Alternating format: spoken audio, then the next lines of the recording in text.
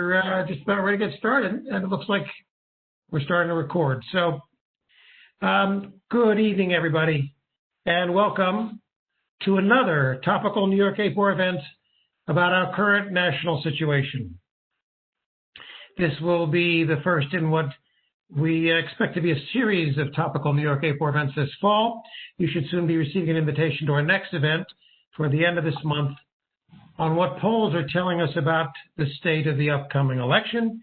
Then after the election, we will, of course, have a post-mortem event to learn all that we can about what happened. Our programs would not be possible without the generous sponsorship of the organizations that you see listed on this slide. So I'd like to take this opportunity to thank IBM, our gold sponsor, and our silver sponsors, Recon MR, Edison Research, Bauman Research and Consulting, the Queens College MA Program in Data Analytics and Applied Social Research, Global Strategy Group, and SSRS. Those of you who have been members of this chapter should soon be receiving notices about your memberships, renewing your memberships, which I hope you will do. And for those of you who are new to New York A4, we invite you to join the organization by clicking on our this little box, membership box in the middle of our website, which is, as you see here, nyaapor.org. I should like to note that membership is free to students. I would also like to thank my colleagues on the New York A4 Council who are listed here and who are proud and excited to bring you this program today. Greg Hollick, Program Chair, will be moderating the discussion after Liz's presentation. Okay, so a few housekeeping notes shown here. All attendees are currently muted, so please do not unmute yourself while the presenter is speaking. You can ask questions by typing them into the Q&A chat area of the session. Those questions will be answered after the presentation is finished. They'll be read aloud for the speaker and attendees, and they will be answered in the order they're received. This session is being recorded and will be available to members in our members area within the NYA4 website. We are lucky today to be hearing from Liz Hamel at KFF, formerly the Kaiser Family Foundation, about one of the most pressing public health issues of our bewildering time.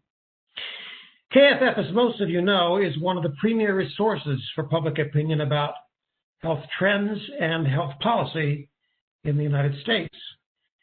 Liz is Vice President and Director of Public Opinion and Survey Research there, and has been working at this venerable organization for nearly 2 decades. She's an expert on people's experiences in the healthcare system, Americans' views of the ACA, Medicare, Medicaid, and private insurance, attitudes and experiences related to prescription drugs, and the role of healthcare in elections. She's also active in National A4 and our sister chapter on the West Coast. Please give a virtual round of applause to Liz Hamel. Hey, everyone. Thanks for having me. I'm going to just get my slides going up here. There we go. And it's great to be here with you, or not here with you. There's ups and downs to giving presentations during a pandemic. The upside is that I can present to you all without having to travel to New York. The downside is I didn't get to travel to New York to be there with all of you. I did get special dispensation to use my empty office at KFF today because I have 3 kids doing Zoom school at home and my internet cannot always reliably withstand that. So I'm going to get going. I'm just going to turn off. Let's see. Okay. Everybody can see my slides. Yes. Okay. For those of you who aren't familiar with KFF, we are a nonprofit, nonpartisan research and information organization. We do policy analysis, polling, and journalism around the major health issues facing the nation. Just a little confusion, and one of the reasons we try to go by KFF now and not Kaiser Family Foundation, we are not affiliated with Kaiser Permanente, and we're not a foundation in the sense that we don't grant out money. So most of the data that I'm going to show you today come from our KFF Health Tracking Poll, and it's a survey we've conducted pretty much monthly since 2008. Tracking is in the title of the survey, but it's really not a tracking survey in the sense that the questions we ask each month are different rather than tracking the same question every month. And it really depends on the health policy discussions that are happening in Washington and in the states. For much of the last 10 years, a lot of it has been really focused on the Affordable Care Act, its implementation, and the various efforts to overturn, repeal, or replace it. But in addition to measuring people's attitudes towards health policy issues and proposals on this survey, we also use the survey to measure their experiences with healthcare. And like so many polling organizations, we pivoted around March of this year to a large focus on attitudes and experiences related to COVID-19. Just a little bit about the methodology of the survey. It's a dual frame RDD survey with about 1,200 U.S. adults each month. It's conducted in English and Spanish. Big thanks to SSRS, who does all of our data collection, sampling, and weighting.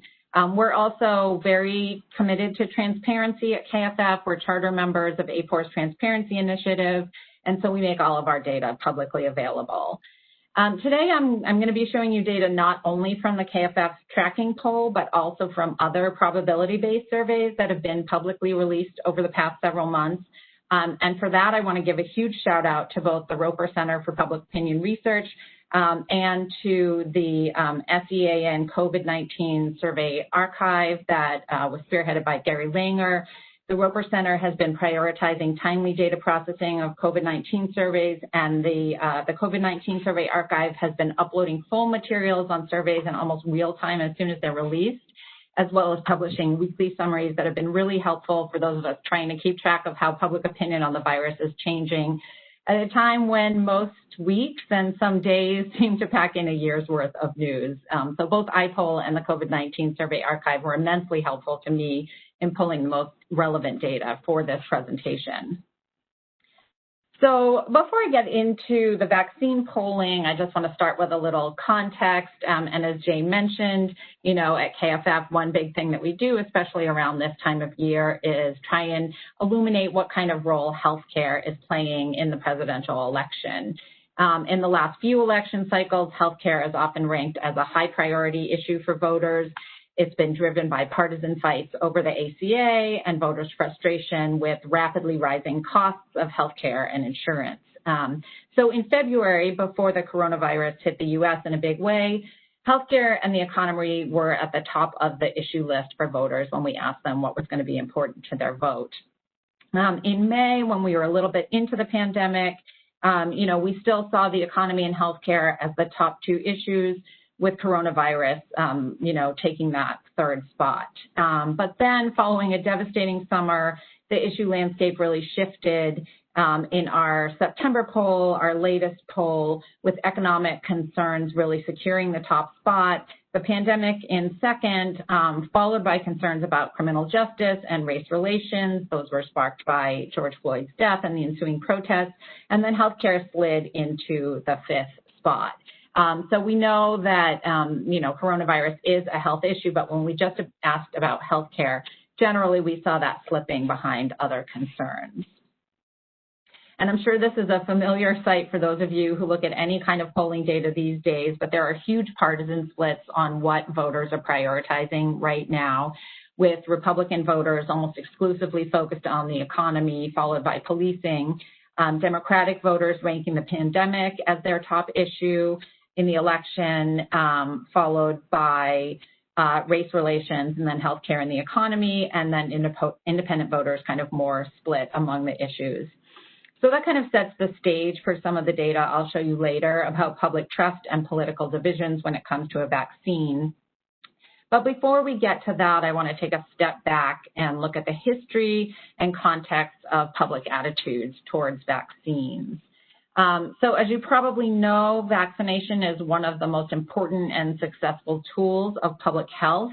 It's led to the elimination or control of many diseases that were once common, things like smallpox, polio, measles, pertussis.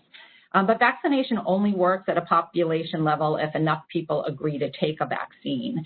So we've all heard the term herd immunity a lot recently, and that's what vaccination is trying to achieve. If a critical mass of people get vaccinated and the vaccine is effective enough, herd immunity will be achieved and the virus will not be able to spread. Vaccine hesitancy refers to a phenomenon when large shares of people opt out of vaccination so that herd immunity is not able to be achieved.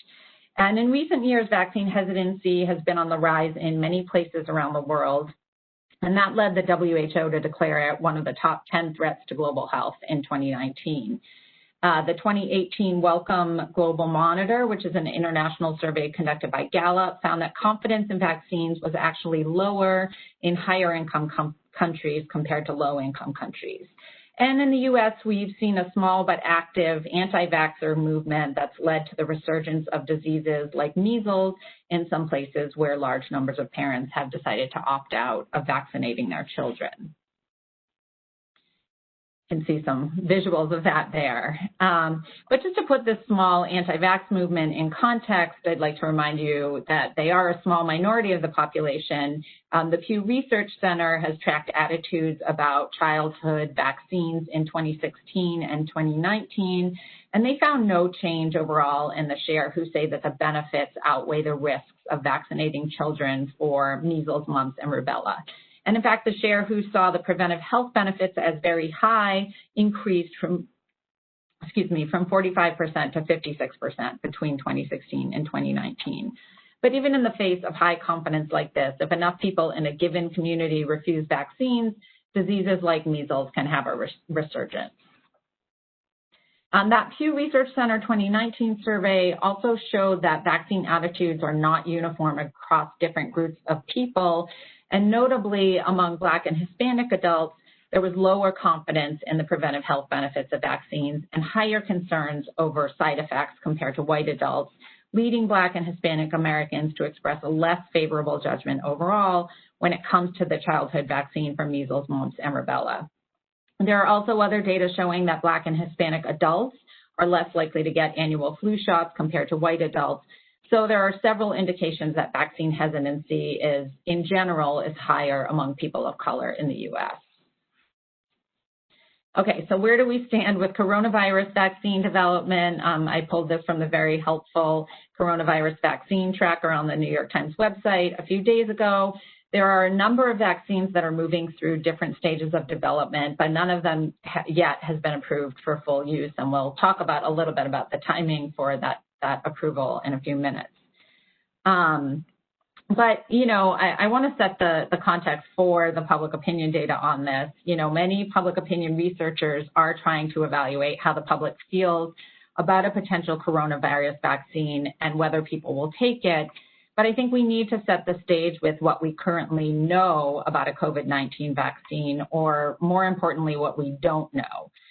So this is from the preface to a report on equitable allocation of a COVID-19 vaccine that was published by the National Academies just last week.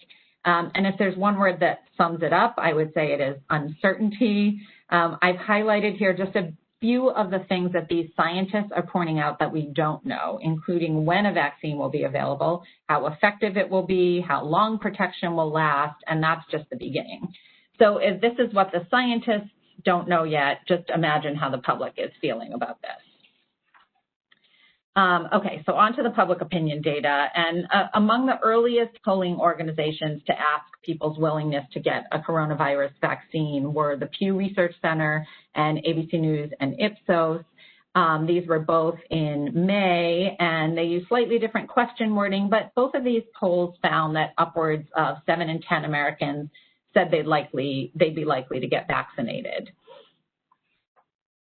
But it turns out that those May polls, along with another one from CNN and SSRS, proved to be the high point for vaccine willingness this year. So if we look across various polling organizations here, there are others, but I included just some of the ones that have had repeated measures.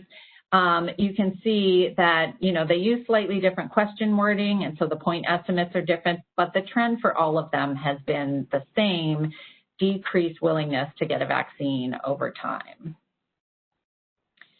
So here, just drilling down into the Pew Research Center data at those 2 points in time and looking at the partisan breaks, you'll notice two things. First, Democrats are more willing to say they take a vaccine than Republicans. And second, the drop in willingness to get vaccinated was pretty uniform, dropping 21 percentage points overall, with equally sized drops among Democrats and Republicans between May and September. So at least in the case of the Pew question, the partisan divide has been evident since May, and it hadn't really widened by September. Pew also found that women, Black adults, younger adults, and those with lower education levels were less likely than their counterparts to say they'd get vaccinated. And again, the drops in willingness between May and September were also pretty uniform across these various groups. So this is sort of at a population level that we're seeing a decrease in willingness to get vaccinated. In August, Axios and Ipsos also asked about likelihood to get a COVID-19 vaccine and compared it to likelihood of getting a flu vaccine. And they found some similar demographic differences to the Pew poll, with women and Black adults less likely to say they'd get a coronavirus vaccine. But they also found that overall, fewer people say they'd be likely to get vaccinated for COVID-19 than said they'd be likely to get a regular flu vaccine. So that indicates there's a gap between general willingness to get vaccinated and willingness to get a vaccine for this disease in particular. In their September poll, Pew Research Center also asked those who said they would not get vaccinated to pick among different reasons.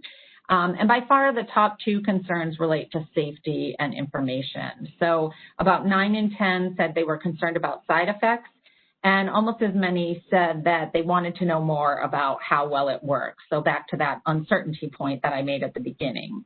Much smaller shares of those who didn't want a vaccine said either that they just don't think they need it or that they're concerned it would cost too much. Okay, so I want to now get more into the politics around the public's attitudes and expectations related to a coronavirus vaccine, and I'll finally get to show you some of our own KFF polling, which is more recent. And I want to set the stage with a headline from September that some of you may have seen and that caught the attention of many vaccine watchers. In late August, the CDC began sending memos to state and local public health officials outlining how to prepare for distribution of a COVID-19 vaccine as early as late October or early November. And many interpreted this as a sign that President Trump was pushing to have a vaccine rolled out, at least to high-risk groups and frontline healthcare workers before the November election. But even before this news, some public health officials and other experts were raising concerns that some people within the Trump administration might be putting undue pressure on those in charge of vaccine development and approval to get something approved before the election. So in our most recent poll, which was fielded at the end of August, beginning of September, we asked the public if they believed a vaccine would be widely available in the U.S. before the presidential election in November. And across the board, large majorities of Democrats, Independents, and Republicans said no, that they didn't think this would happen. Even among Republicans, just 1 in 5 believed that a vaccine would be widely available before then. We then asked a question about willingness to get vaccinated, and this is a little bit different than the other questions that have been asked. We put it in the context of the election, and we asked if a vaccine was approved by the FDA before the presidential election in November and was available for free to everyone who wanted it. Do you think you would want to get vaccinated?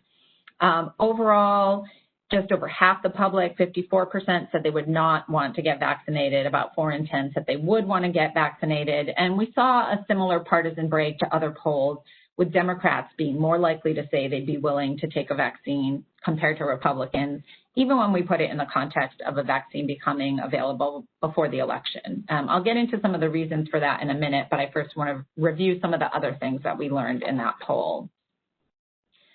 So looking at who says they'd be willing to get vaccinated if it was available before the election, beyond partisanship, a few other things stood out.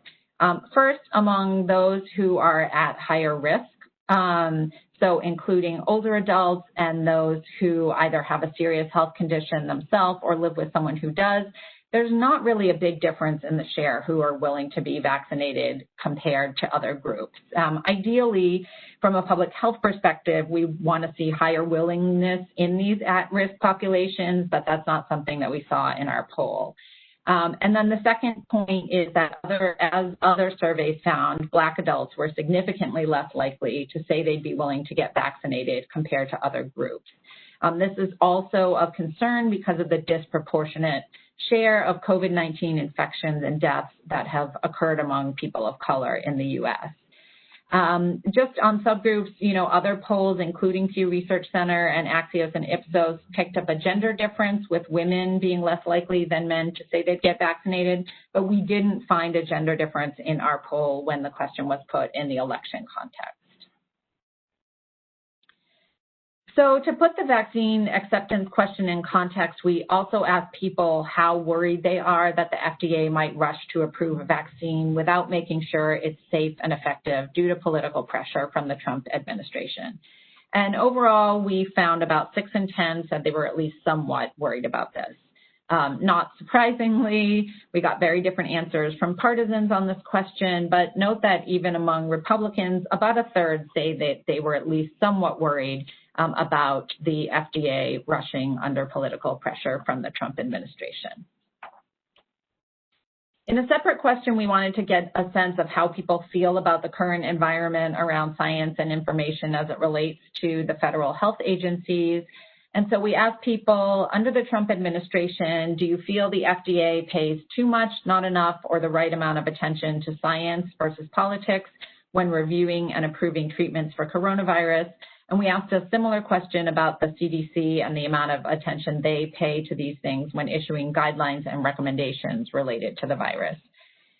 In both cases, we found that about half say these agencies are not paying enough attention to science, and about 4 in 10 say they're paying too much attention to politics. And of course, there's no surprise that responses to this question divide along partisan lines as well, with over half of Democrats saying the FDA and CDC pay too much attention to politics when approving treatments or issuing recommendations, compared to much smaller shares of Republicans. You can see 19% and 35% respectively on those questions. So finally, when we look at the overall landscape of places that people are turning to for reliable information on the virus, we found in this poll that Dr. Anthony Fauci and the CDC are the most trusted sources of information that we asked about, with about 7 in 10 saying they can trust each of these sources either a great deal or a fair amount. Dr. Deborah Birx, who has been somewhat more closely aligned with President Trump than Dr. Fauci has, comes in a little lower, with just over half saying that they trust her. And of course, partisans divide, leading to lower overall levels of trust for Joe Biden and President Trump when it comes to providing reliable information. But despite this polarization, I will say I find it quite notable that 43% of the American people say they trust the sitting president not at all when it comes to providing reliable information about a global pandemic. So despite the fact that Dr. Fauci and the CDC remain the most trusted messengers on the virus, I think the trends on this question are notable and raise some concerns. So we asked about trust in both of these sources in April. And if we look at the trends, 2 things stand out. First, in April, trust in both of these sources of information was relatively high and relatively nonpartisan. So about 9 in 10 Democrats and Republicans had a lot of trust in the CDC, and about 8 in 10 of both said that they trusted Dr. Fauci. But by September, trust overall had slid for both the CDC and Dr. Fauci, and the partisan gap became much bigger. So for the CDC, there's now a 14 percentage point difference with 74% of Democrats versus 60% of Republicans saying that they have trust in this as a source of information. And for Dr. Fauci, that gap became huge, 38 percentage points, so 86% of Democrats versus 48% of Republicans. This follows several months in which the president publicly disagreed with Dr. Fauci on several points and led someone who was previously viewed as a neutral figure to be viewed in a partisan light. And there we see some visuals on that as well. One question that some people have asked me, and I think it's a natural question emerging from these data. So if Democrats are more likely than Republicans to be concerned about political influence in the vaccine process, why are they also more likely to say they would take a vaccine? And I think this difference has more to do with the level of concern that Democrats and Republicans have about becoming infected rather than their views of vaccine politics. Republicans just don't think this virus is a big deal. At least they didn't think that before the president got infected, and I think it remains to be seen whether the rosy spin he's been putting on his own condition will lead to any change in attitudes among Republicans at large. Just a few data points, illustrating what I'm talking about. There's lots of polling data that shows that Republicans take the threat of coronavirus much less seriously than Democrats.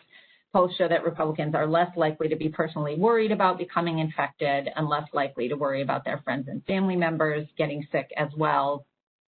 Here's one example from our September poll where more than half of Democrats felt the worst of the pandemic was yet to come, while over half of Republicans said the worst is behind us, and another 24% said they didn't think the coronavirus was or would be a major problem in the U.S. Another potentially explaining factor has to do with misinformation. So while most people get the basic facts about COVID-19 right, there are some who believe misinformation, including 20% who think wearing a face mask is harmful to your health, 24% who believe hydroxychloroquine is an effective treatment for the disease, and 16% who believe face masks do not help limit the spread of coronavirus. Looking at the partisan breaks on this misinformation question, Republicans are more likely to hold some of these false beliefs, some of which have been perpetuated by the president, including touting hydroxychloroquine as an effective treatment and questioning the effectiveness of masks. So back to the question of why Democrats would be more likely to take a vaccine, even if they're more concerned about political interference in the vaccine approval process. I think when it comes to deciding whether to take a vaccine that's relatively new and untested, the perceived risk calculation is different for Democrats than Republicans, even if political pressure in the vaccine process is a bigger worry for Democrats. And then one more question, even with all the unknowns, I think it's worth exploring what it would take to increase the public's confidence in a vaccine. And Axios and Ipsos provide an interesting glimpse into this question with a poll that they released just last week. They asked about various scenarios and how likely people would be to get a first-generation COVID-19 vaccine under each scenario. The number one scenario in terms of gaining cooperation was if your doctor said it was safe. And overall, I think this points to the importance of individual doctors as opposed to the Dr. Fauci and the Dr. Birx as trusted messengers on matters of public health. I also thought it was interesting that more people said that they'd be likely to get the vaccine if the cost was completely covered by insurance, where a lower share said they'd get it if they were paid $100, which may suggest to some people an effort to get people to engage in something they should have a reason to be hesitant towards. And again, it's notable how low trust in the president has sunk on this subject. Just 19% said they'd be likely to get a first-generation vaccine if the president said it was safe. Bringing this back to my own real area of expertise with one final piece of data, seeing that having your own doctor say it is safe would be the most likely scenario to increase vaccine willingness is not a surprise to me. Back in 2016, we asked people about various sources of information they might turn to on the Affordable Care Act, which was another highly politicized healthcare topic. And your doctor and nurse was also at the top of the list of trusted sources of information. So just a few parting thoughts about what all of this means. From a public health perspective, it's absolutely critical to understand how to increase vaccine trust and decrease hesitancy if there is going to be a successful effort to get people vaccinated for COVID-19. There are challenges to gaining the public's trust in vaccines when it comes to any disease, but there are some particular challenges that I think public health officials are facing when it comes to this vaccine in particular, including partisanship, misinformation, and eroding trust in some of our traditional public health messengers.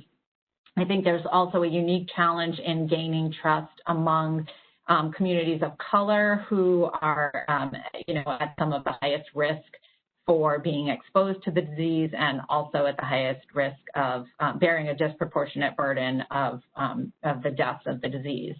I think one opportunity is the idea of engaging individual doctors and other community health providers as messengers.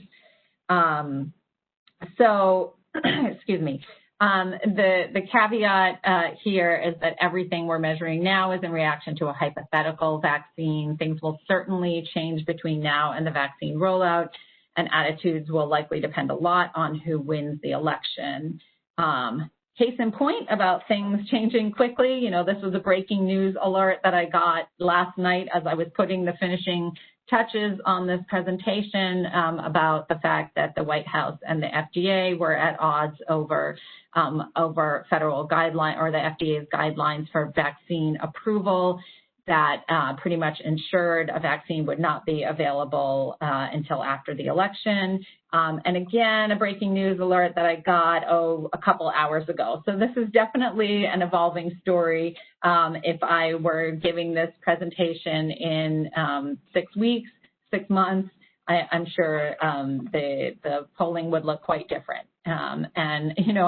Just a final caveat with compliments to Ariel Edwards-Levy. If any of you are not following her on Twitter, you really should be. With the pace of news these days, it seems public attitudes can change at a moment's notice.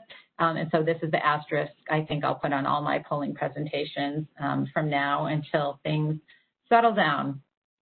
That is the end of my presentation, and I am happy to take questions. So thanks very much, Liz. So Greg, you'll be moderating and taking the questions. And if you have questions, I see that there are some hands up going on the chat box. And if you're able to click on the Q&A prompt, you can ask questions that way, so that Greg can pick them up. Great. Thanks, Jay, and thanks, Liz. That was an amazing presentation, some really fascinating data. We really do live in extraordinary times right now. One question that's come in already is from Judy Langer. What about the role of the media? Belief in different sources like Fox, New York Times, CNN, et cetera. I know you had a few data points there about trust in media, and it looked like trust in media overall for information was pretty low down there with, right down at the bottom. But any data on that or comments on the role of the media in trust in a vaccine? Yeah, I mean, I will say I don't have sort of crosstabs on people's news sources and how that coincides with their trust in vaccines. I think we know that a lot of news sources align with people's partisanship these days, and so I think we can take some of that as a proxy. I will say that social media plays a big role in this, in the sense of the speed at which both information and misinformation can spread. And so, I think that it certainly, I think all of this trust stuff would be playing out in a different age when we didn't have the rapid spread of information via social media. And also, sort of people's ability to choose their news sources that sort of agree with the worldview they hold already. And so it's hard to talk about, the media as a whole and the role it plays because there's so much different, the information that people are getting is really different depending on the sources that they're following. Yeah, absolutely. And even just from my own perspective on that, working at Facebook, we actually created a COVID hub information site on Facebook, which had credible sources for information about COVID. That just because we were so concerned about the information or misinformation traveling throughout Facebook, so we tried to give sort of a more credible place for people to go to if they were interested for information about COVID, rather than their uncle posting something on Facebook. And so, Judy, as a follow-up too, so it seems like you said, your choice of media is so closely related to your partisanship, and of course, it's a psychological trait that you want to hear things that you already believe in. Is there anything? It seems that Republicans are much more resistant to this. Is there anything that might be specific that could change Republicans' minds on a COVID vaccine or vaccinations in general? Well, I think what we're seeing in the data suggests that, Republicans' attitudes to the vaccine are driven more by the fact that they don't see coronavirus as big a risk.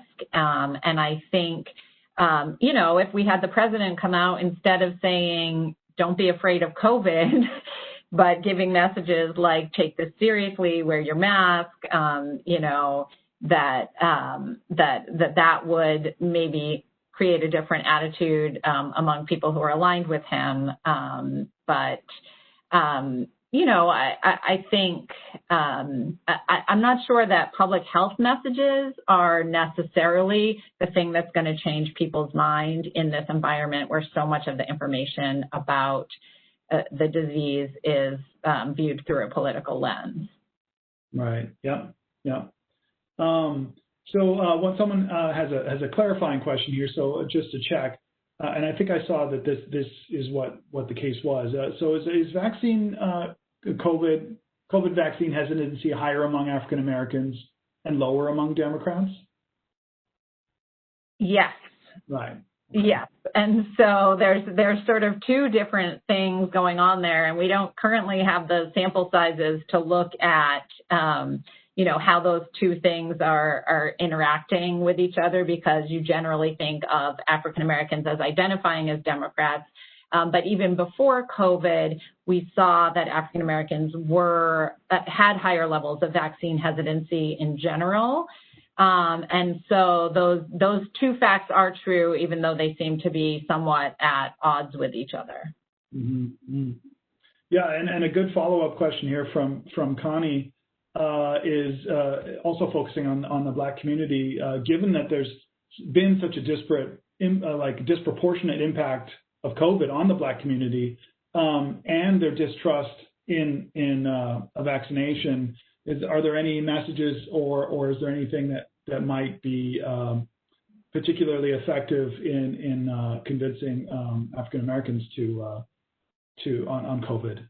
Yeah, I think a lot of what is going on there is a sort of deeper seated sort of fear and distrust of the medical system among African Americans, and experiences and views about systemic racism that, really go back a long way. And so there's a lot to unpack there. I don't think there's a slam dunk message to reach African Americans. I think certainly leaders within the community, when a vaccine is available, credible leaders coming out and using those messages could really help. But I think there's a lot of historic fear and distrust that needs to be combated there, that goes beyond what's happening with COVID.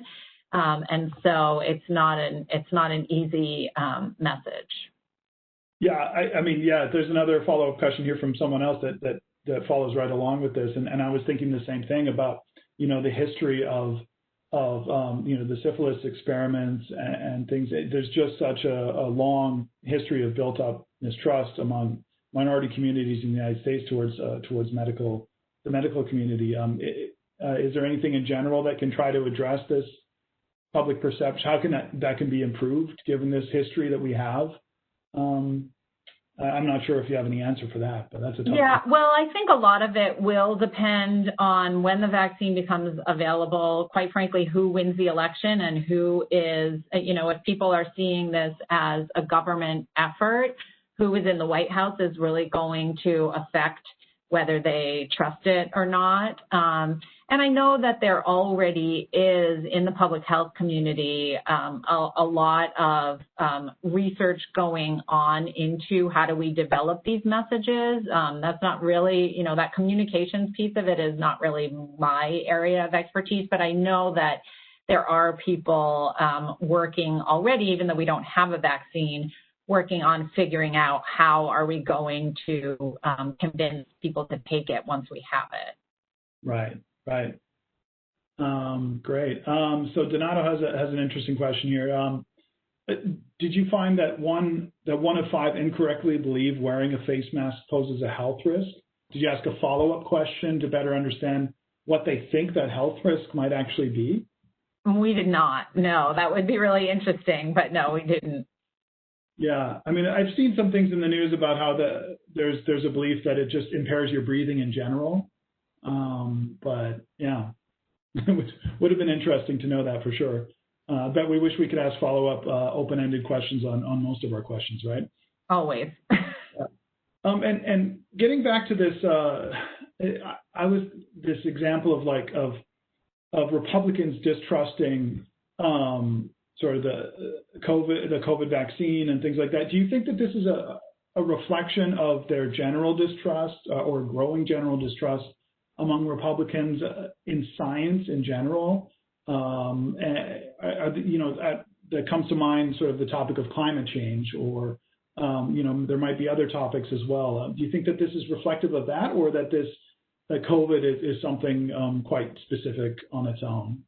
Yeah, I'm not sure. I think it could be. I mean, when you talk about trust in science, again, the Pew Research Center, I appreciate them so much for all the great work that they do. And they've done a lot of work over understanding people's levels of trust in scientists. And actually, I think they compared 2016 to 2019 or 2020, and they found that trust in science overall had grown, but that growth was driven almost entirely by Democrats. And they just recently came out with their multi-country study on trust in scientists, and the U.S. had sort of the largest partisan or ideological gap. So in most countries, right, people on the right are more skeptical of science than people on the left, but that gap in the U.S. was bigger than it was in other countries.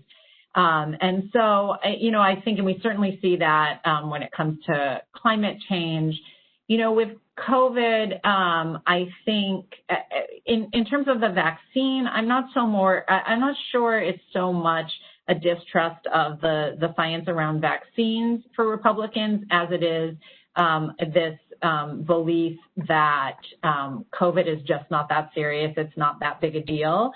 So there may be a little bit of both of those things going on, but I see it as less of a skepticism in science and vaccines in general than just a belief that that the whole thing has been overblown. Interesting. Another great question from Judy Langer here. I was thinking the same thing myself. Is there any complementary qualitative work that you're aware of that has really drilled down into where these attitudes about vaccinations or COVID vaccinations specifically are coming from, as opposed to just the closed-ended survey questions? Yeah, I haven't seen anything publicly released yet, but I do think that's part of what is happening on the communication side among the public health experts who are already trying to develop messages. I think a lot of what they're doing is qualitative work and trying to understand what messages are going to resonate best with different communities, but I haven't seen anything publicly released on that yet. Okay. And there's some questions here from Leah and Michael regarding, so for example, the other day, Tim Pool claimed that this has been going around, this piece of information, or misinformation, if you will, that 96% of fatalities from COVID were actually from comorbidities, and they're literally rejecting the mainstream narrative entirely. And sort of how do you deal with, and this maybe comes back to your comments about social media as well. How do you deal with, who's the authority on information and who you believe, and how do you deal with these skeptics, basically? Yeah, I think that's really hard. That's not a piece of misinformation that we tested, but it certainly is. It seems like when pieces of information come out like that and they fit with people's worldview, they're just likely to accept them and, not be skeptical of them. And I think, that it's not a new phenomenon or something that's specific to COVID. Heidi Larson, who recently wrote a book about vaccine rumors called Stuck. I haven't read the book yet, but I did just listen to an interesting interview with her, and she talks about, historically, in Nigeria in 2003, there was a polio vaccine boycott because people believed that, the government was not to be trusted, and these were foreign governments coming in and doing nefarious things, and that led to 20 countries having the Nigerian strain of polio having outbreaks in 20 different countries. And, some of the rumors that have occurred around autism causing, or vaccines causing autism in the U.S., she used the term digital wildfires to talk about the spread of some of these rumors. And I think, in the age of social media, that's just only gotten more difficult. Great. Yeah, it certainly is very difficult. We have another question coming in here. We got lots of questions. We don't have any data on this yet. It'll be interesting to see what happens, but Trump himself, having become sick, and made his return to the White House within, I think, 3 days, and a bunch of Republicans who had apparently attended the Supreme Court celebration in the Rose Garden, getting sick. So do you expect that KFF's own surveys and other surveys will become more frequent on this topic, just to keep looking at the trends, given how things are changing so quickly? Yeah, it's hard for us. I don't know how many of you out there are doing, probability-based surveys. They take a little while, and to do them, even by the time we're in the field for one day, something's already happened that's, events that could change how people are responding to our surveys. I would like to say, they're also very expensive to do, so I would like to say that we could be doing them more frequently.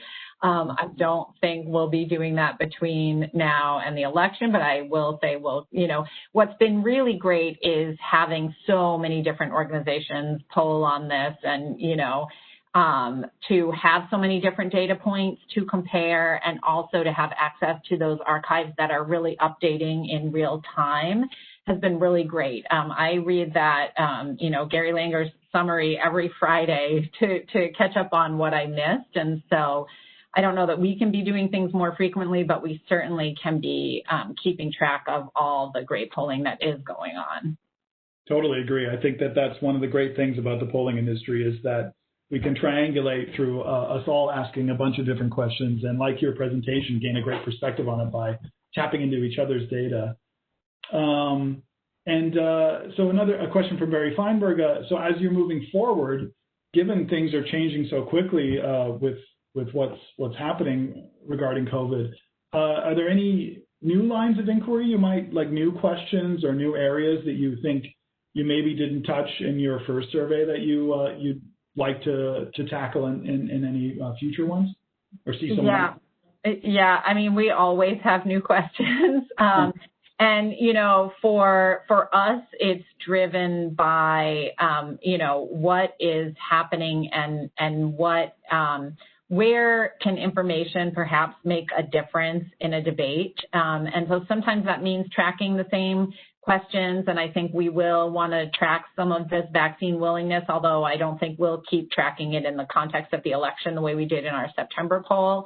But, sometimes it means asking brand new questions based on new developments, like the president coming down with coronavirus. And so, yes, we are continually evolving what we're asking, trying to get the most relevant information out into the public sphere. Do you think that, another question here so you talked about herd immunity and,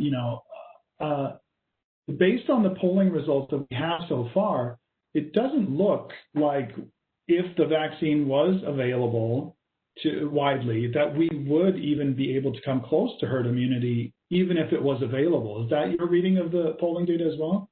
Yeah, it's hard. I think these questions are very useful, but I think they are also very hypothetical at this point, right? You tell people if a vaccine was available today, well, immediately they think, well, it couldn't be available today because it takes time to develop. There's a lot of concerns. And so I think we don't know when it will be available. And we don't know what will have changed since then. And we know that messaging campaigns will have to go out. And certainly I think the data indicates that there is a big uphill battle to convincing people to get vaccinated. And we don't know what type of vaccine it will be. We don't know if it'll be one that will give people, a lasting immunity, if it's something you need to get every year, like the flu, if you need to get boosters, or what form it's going to take. So we don't really even know how many people have to get it and how often to achieve that herd immunity. I think the data certainly suggests it will be challenging, but again, it's all very hypothetical at this point. Mm-hmm. For sure, yeah. Those questions are always hard to ask. Like, what if this happened? What would you do then? And it's really hard for the respondent to put themselves in that headspace for sure. So I think we have time for maybe one more question here before we wrap up. So you touched on social media a little bit, and this is a area that's near and dear to my own heart. Do you think that overall the role of social media in trust in vaccinations in general has been positive or negative? Sort of what's your take on how social media has affected the public attitudes about this topic? Yeah, I think I would probably have to say it's been net negative, partially because the controversial or sensational sounding information travels faster on social media than the, solid public health messaging. But social media is so dynamic. There's so many pieces to it. It also can be a very effective way to spread positive public health messages. It's also a tool that people use for organizing, and so I can see, a positive role for social media organizing in terms of a get out the vaccine kind of campaign. And so I think it has the potential to be both. I think you're always kind of fighting an uphill battle with social media just because of how quickly that, sensational sounding misinformation can take off. Mm-hmm. Yeah. Yep. And that's probably a good answer about technology, that it's neither negative nor positive inherently. It is what we use it for, right? Depends on how you use it. I got to say, this has been one of the most interesting presentations I've seen in a long time. So topical. Thanks, Liz. This was a fantastic presentation, and thanks everyone for coming. Remember, if you're a New York APOR member, we've got more great programming coming up, including a whole bunch of stuff on pre-election and post-election panels. And if you're not a member of New York APOR, please check us out. Again, Liz, thank you so much. This was a great presentation. Thanks for putting this together for us. And thanks everyone for attending. Thank you very much, Liz. Thanks, everybody. And thanks everybody for dialing in. All right, everyone, have a great night. Thanks.